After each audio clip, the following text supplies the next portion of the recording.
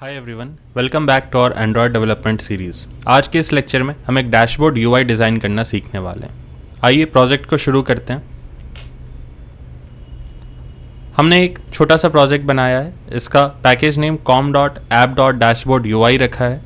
इस फोल्डर के अंदर हम तीन चार फाइल्स बनाएंगे। एक स्क्रीन होगा, एक मेन एक्टिविटी होगा, एक हमारा डैशबोर्ड स्क्रीन होगा।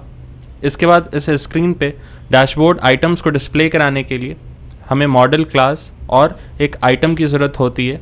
तो हम यहाँ पर एक मॉडल क्लास बनाया है डैशबोर्ड आइटम नाम का, और साथ में एक डैशबोर्ड कार्ड बनाया है एक इंडिविजुअल कार्ड आइटम के लिए।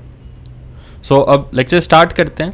स्टेप बाय स्टेप हम इसे क्रिएट करेंगे, एक एक चीज़ डिस्कस करते हुए, और साथ ही साथ हम अपने स्क्रीन पर भी इसे देखते रहेंगे कि वो कैसा दिख रहा है।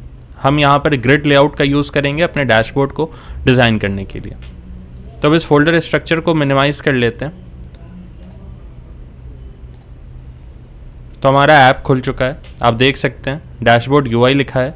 उसके नीचे एक ग्रिड लेआउट है। ग्रिड लेआउट में 2 कॉलम्स हैं, सभी में आइटम्स हैं, और टोटल 8 आइटम्स हैं जो हम अपने स्क्रीन पर दिखा रहे हैं। तो इसके लिए हम ग्रिड लेआउट का यूज़ करते हैं, as already discuss in the previous lectures. ये स्टार्ट करते हैं मेन एक्टिविटी से। तो मेन एक्टिविटी में हमने इसके लिए एक डैशबोर्ड स्क्रीन को कॉल किया है, एंड दैट्स ऑल। इस ऐप के लिए हम सिर्फ एक स्क्रीन का ही इस्तेमाल कर रहे हैं।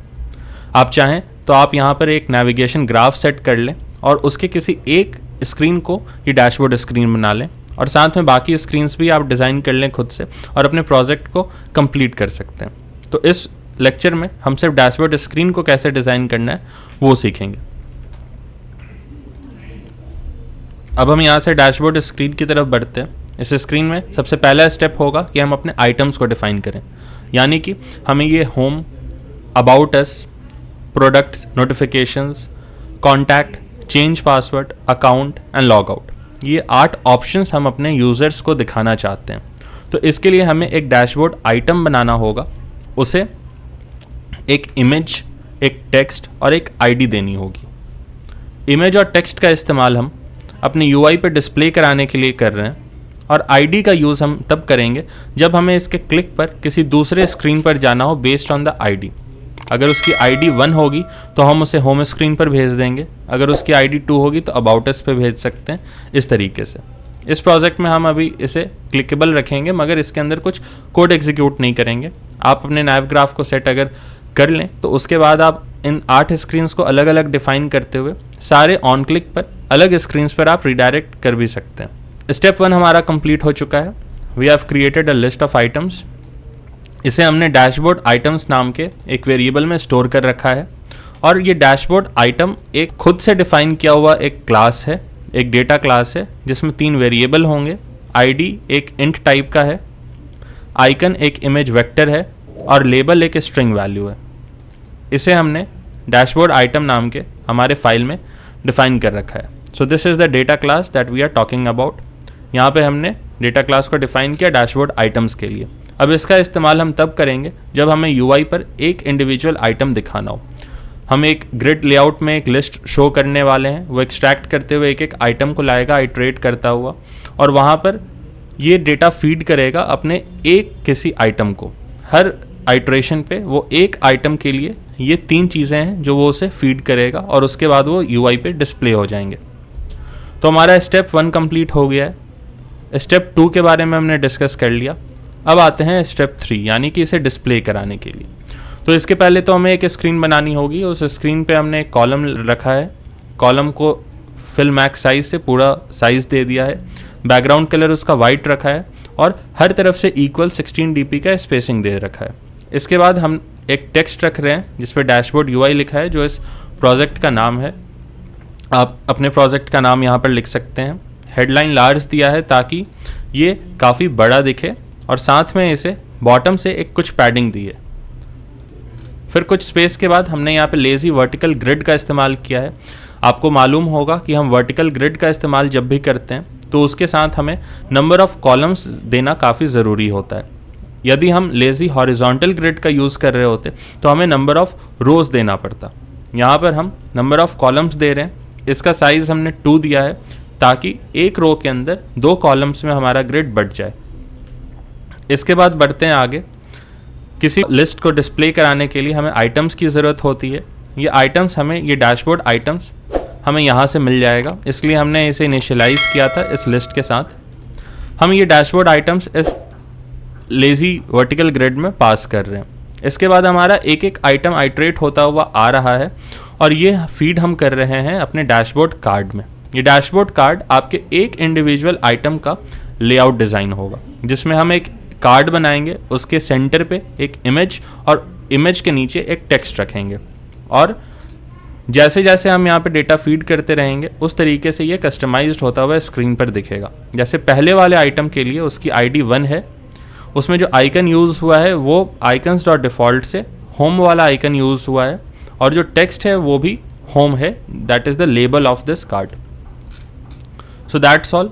आपको ग्रिड लेआउट के बारे में पता चल गया, आपको मॉडल बनाना और उसे डेटा फीड करना आप सीख चुके हैं। अब एक आखिरी चीज़ कि आपको ये डैशबोर्ड कार्ड के बारे में क्यूरियोसिटी हो रही होगी कि इसे आप कैसे डिफ़ाइन कर सकते हैं, इसे आप कैसे कोड कर सकते हैं। सो इस लेक्चर का लास्ट टॉपिक होगा कि हम डैशबोर्ड कार्ड पर जाएंगे और इसे देखेंगे कि हमने क्या कोडिंग की है इसके पीछे। एक कार्ड डिफ़ाइन किया है, इसका शेप दिया है, राउंडेड कॉर्नर रखा है 16 dp का। तो आप यदि गौर से देखें तो आप देख सकते हैं कि सारे कॉर्नर से इसे कुछ राउंडेड कॉर्नर आपको दिख रहा है चारों साइड्स पर। तो ये हमने 16 रखा है ताकि ये काफ़ी अच्छा दिखे हमारे UI पर। अगर हम इसे कम स्पेसिंग देते हैं तो वो धीरे धीरे उसके एज आने लगते हैं और वो पूरा प्रॉपर स्क्वायर हो जाता है।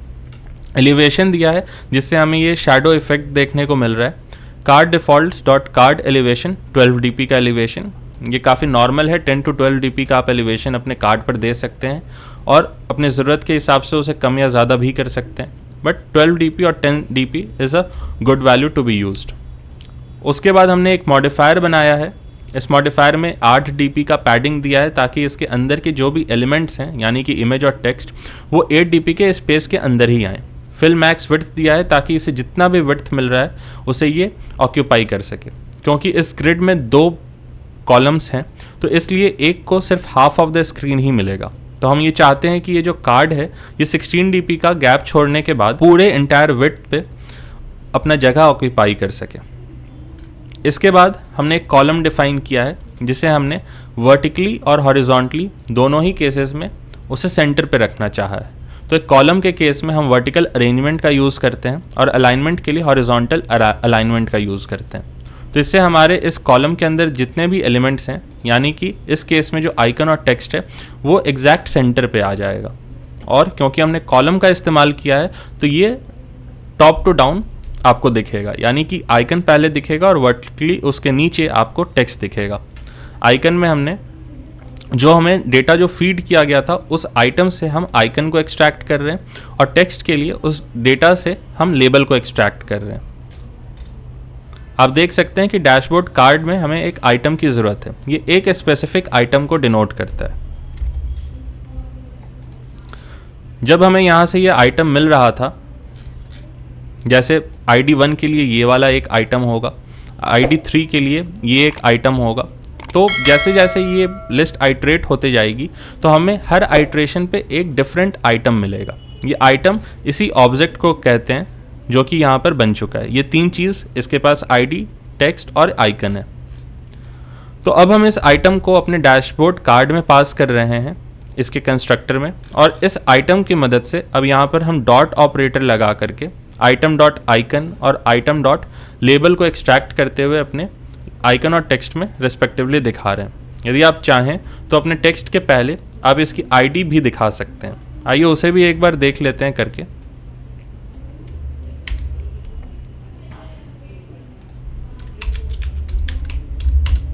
इसे रो में अरेंज कर लिया है।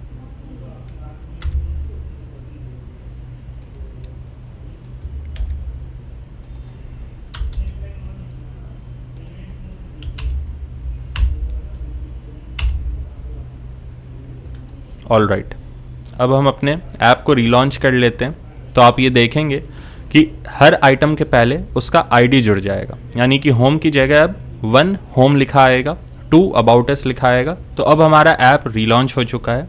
एक करेक्शन, यहाँ पर आइटम डॉट लेबल की जगह आइटम डॉट ID लिखेंगे और उसे स्ट्रिंग में कन्वर्ट कर लेंगे। आप देख सकते हैं हमारे स्क्रीन पर 1 2 3 इस तरीके से ID भी डिस्प्ले हो रहा है। वीडियो को एंड करने से पहले इसमें दो और चीज़ है जिसके बारे में मैं डिस्कस करना चाहता हूँ। कार्ड को हमने एस्पेक्ट रेशियो 1F दिया है, यानी कि इसका जो एस्पेक्ट रेशियो होगा यानी विड्थ और हाइट का जो रेशियो है वो 1 होगा, सो दैट जितना भी विड्थ हम अपने कार्ड को दे रहे हैं उतना ही हाइट भी उसे मिले और ये एक स्क्वायर शेप फॉर्म कर सके। सेकेंड थिंग, हम अपने इस कॉलम को यानी कि एक आइटम के क्लिक पर अभी फ़िलहाल कुछ भी नहीं कर रहे। यहाँ पर हैंडल क्लिक हियर एक कमेंट डाला हुआ है। आप चाहें तो यहाँ पर 8 अलग अलग स्क्रीन्स डिफाइन करते हुए यानी home, about us screens, product screen, change password screen इत्यादि, इन सभी को डिफाइन करते हुए यहाँ पे बेस्ड ऑन द ID आप व्हेन स्टेटमेंट का यूज़ करें, स्विच केस का यूज़ करें और वहाँ से ID को मैच करते हुए डिफरेंट स्क्रीन्स पर आप रीडायरेक्ट करें। तो इस तरीके से आपके डैशबोर्ड UI में डैशबोर्ड तो आप बनाना सीख ही चुके हैं, आप अलग स्क्रीन्स को भी डिफाइन करते हुए अपने ऐप को कंप्लीट कर सकते हैं। लास्ट वीडियो लेक्चर में आप ऑथेंटिकेशन UI बनाना सीख चुके हैं। इस प्रोजेक्ट में हमने डैशबोर्ड बनाना सीख लिया और खुद से आप एक असाइनमेंट के तौर पे बाकी बचे हुए 8 स्क्रीन्स को बना लें, उसमें एक कस्टमाइज लुक दें। आप मेरे कोड से भी रेफ़र कर सकते हैं और ख़ुद से भी बना सकते हैं और एक well defined with authentication and different screens अपने प्रोजेक्ट को, एक अच्छे प्रोजेक्ट को कंप्लीट कर लें। That would be enough for a beginner level developer. आप इस प्रोजेक्ट को जो आप बनाएंगे उसे आप अपने रिज्यूमे पर भी ऐड कर सकते हैं। So that's all, thanks for watching. I hope आपका दिन शुभ हो। वीडियो को लाइक ज़रूर करें, कमेंट्स में अपने फीडबैक ज़रूर मेंशन करें, कोई डाउट हो उसे ज़रूर मेंशन करें। चैनल को सब्सक्राइब करना ना भूलें और नोटिफिकेशन बेल भी क्लिक कर लें ताकि हमारे रेगुलर कंटेंट्स और अपडेट्स आपको मिलते रहें। Thanks, have a good day.